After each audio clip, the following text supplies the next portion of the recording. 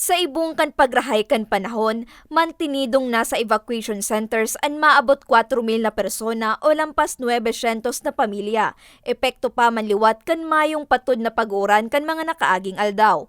Huli kay ni, padagos pa manliwat sa pagtaon nin ayuda ang DSWD Bicol. Sa impormasyon, nasa 619 ng family food packs ang naidistribute sa mga banwaan sa Camarines Sur, Camarines Norte, asin Sorsogon. Pangpungan kaming tighalat na request kan Lagunay sa Camarines Sur na aside po kaya sa nasa evacuation center, igaman din po sindang mga na-isolate na mga barangays, lalong-lalo din sa coastal. Opo, na tighagadan ng mga Pilipinas Manila sa assistance. Naghahalat lang po kami kan sa indang, although nag-report na po sila, probably nila na-wait mga kaupa po kami ng assistance. 500 na family food packs naman ang pigdistribuir sa probinsya nin Catanduanes.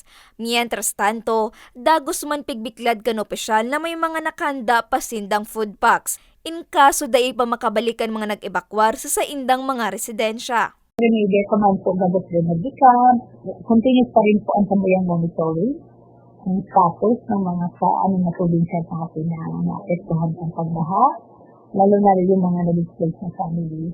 And of course, ang DSWD po ay sino po ba nakahanda na magpa-OQS sila kasi assistensya, whether food or non-food. No? So, aside po sa iyan,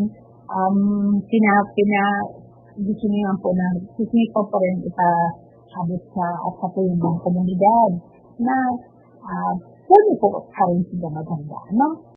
Apwera sa food packs, may pigdistribute man na hygiene kits ang DSWD. Para sa mga baretang tatak Bicol, Laarni Miranda.